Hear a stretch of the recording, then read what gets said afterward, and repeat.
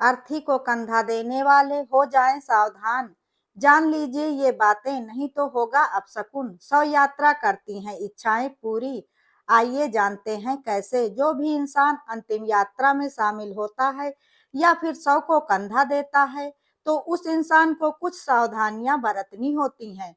और अगर वह ऐसा नहीं करता है, तो जो अंतिम यात्रा में शामिल होना शुभ माना जाता है, वही उसके दुखों का कारण बन सकता है। आज इस वीडियो में हम आपको बताएंगे कि आपको अंतिम यात्रा के दौरान क्या-क्या सावधानियां बरतनी चाहिए।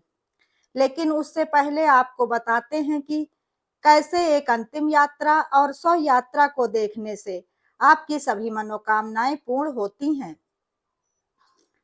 कहा जाता है कि जब भी कोई 100 यात्रा दिखाई दे, तो उसे दोनों हाथ जोड़कर सर झुकाकर प्रणाम करना चाहिए और साथ ही भगवान श्री राम के नाम का जाप भी करना चाहिए। शास्त्रों के अनुसार जो मृत आत्मा संसार छोड़कर जा रही होती है, वह अभिवादन करने वाले इंसान के तन मन से जुड़े सभी दुख और क्लेश हर कर अपने साथ ले जाती है। अब आपको बताते हैं कि एक अंतिम यात्रा में शामिल होने वाला इंसान और अर्थी को कंधा देने वाले इंसान को ऐसा करने के बाद क्या-क्या सावधानियां बरतनी चाहिए। ऐसा माना जाता है कि जब किसी इंसान की मृत्यु होती है, तो उसके दुश्मन भी उसकी अंतिम यात्रा में शामिल होते हैं, क्योंकि मृत्यु के बाद जब उस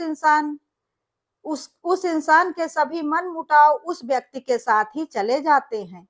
लेकिन आप में से कई लोग ऐसे भी होंगे जिन्हें इस बारे में पूरी जानकारी नहीं होगी कि अंतिम यात्रा में शामिल होने के बाद उन्हें क्या-क्या सावधानियां बरतनी चाहिए।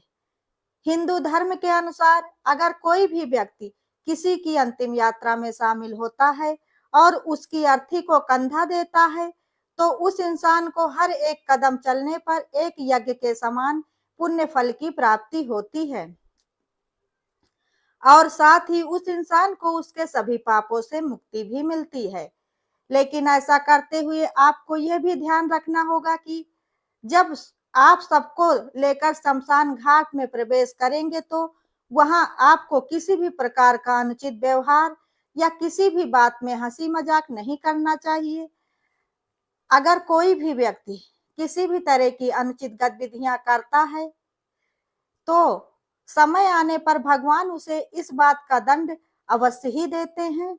साथ ही उसे यह भी समझना चाहिए कि एक दिन उसकी भी मृत्यु होना निश्चित है और फिर उसके बाद उसे भी अंतिम समय पर यहीं लाया जाएगा।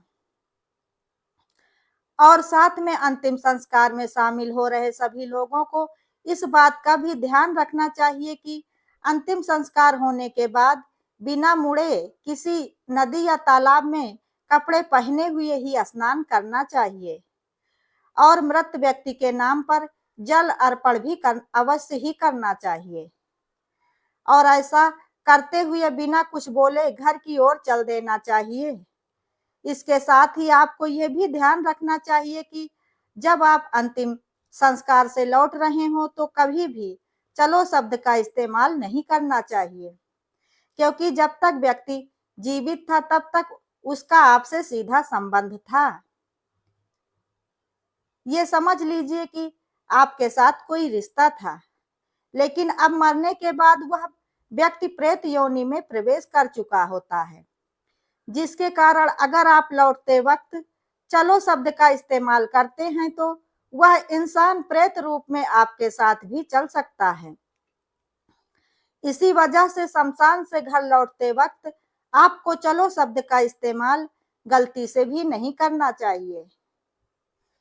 वहीं शास्त्रों के अनुसार एक नियम ये भी बताया गया है कि जो व्यक्ति अपने पूरे जीवन काल में ब्रह्मचर्य का पालन करते हैं, वो व्यक्ति अपने माता पिता और गुरु के अलावा किसी भी अन्य व्यक्ति को कंधा नहीं दे सकते हैं और ना ही किसी भी व्यक्ति की 100 यात्रा में शामिल हो सकते हैं।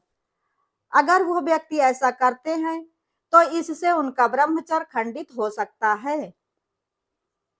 इसी तरह अंतिम संस्कार से लौटकर आने के बाद सभी को नीम की दातून अवश्य ही करनी चाहिए और फिर लोहा, अग्नि, जल, पत्थर का स्पर्श करना चाहिए।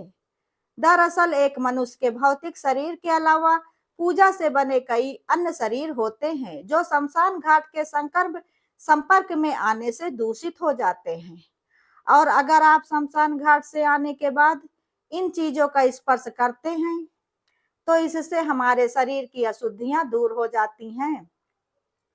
वहीं जो लोग शव यात्रा या फिर अंतिम यात्रा में शामिल होते हैं तो उन्हें एक दिन का सूतक अवश्य मनाना चाहिए क्योंकि शव को छूने वाले इंसानों को 3 दिन का और अर्थी को कंधा देने वाले इंसानों को 8 दिन का सूतक मानना चाहिए और इस सूतक के दौरान आप किसी भी मंदिर और धार्मिक कार्यों में शामिल नहीं हो सकते हैं।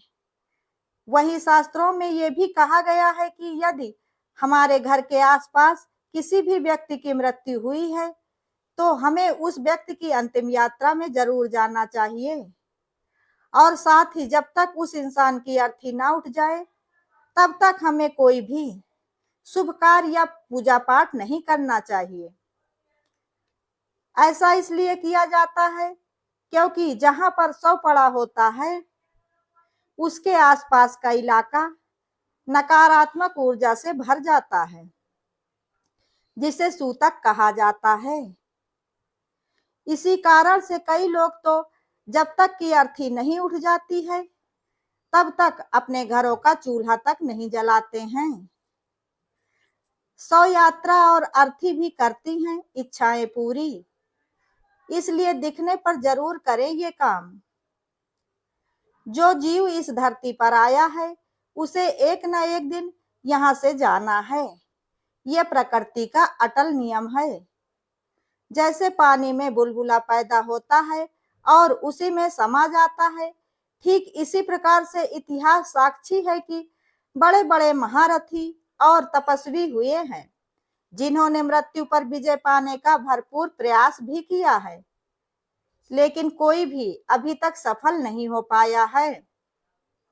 भगवत गीता में भगवान श्री कृष्ण जी कहते हैं कि मृत्यु एक ऐसा अटल सत्य है जिसे कि किसी भी परिस्थिति में टाला नहीं जा सकता है।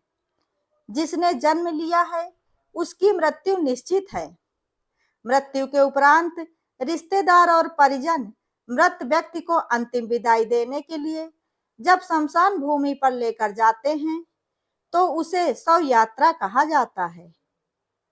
क्या आप जानते हैं कि शव यात्रा और अर्थी भी करती हैं इच्छाएं पूरी? तो आइए जानते हैं कैसे। नंबर 1, जब भी कोई शव यात्रा व अर्थी दिखाई दे तो उसे दोनों हाथ जोड़कर सर झुकाकर प्रणाम करना चाहिए और मुंह से राम नाम का जाप करना चाहिए। इस संदर्भ में शास्त्र कहते हैं जो मृत्यु आत्मा संसार छोड़कर जा रही होती है वह अभिवादन करने वाले व्यक्ति के तन मन से जुड़े सभी संताप हर कर अपने साथ ले जाती है। नंबर 2, मनुस्मृति में भी कहा गया है कि शव यात्रा को शमशान घाट तक ले जाते समय ध्यान रखे रास्ते में कम से कम एक गांव अवश्य ही आना चाहिए।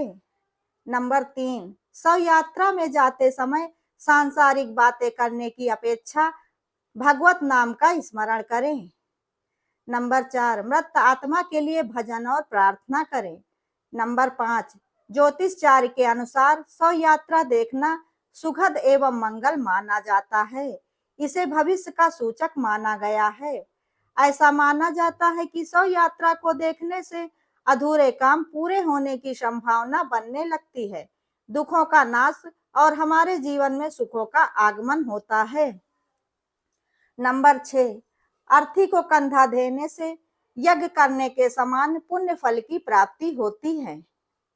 नंबर 7, ऐसी मान्यता है कि ब्राह्मण व्यक्ति की अर्थी को कंधा देने से व्यक्ति जितने कदम चलता है उसे उतने यज्ञ का फल प्राप्त होता है और वह बिना गंगा नहाए भी साधारण जल से भी स्नान करने व साधारण जल में डुबकी लगाने मात्र से ही पवित्र हो जाता है।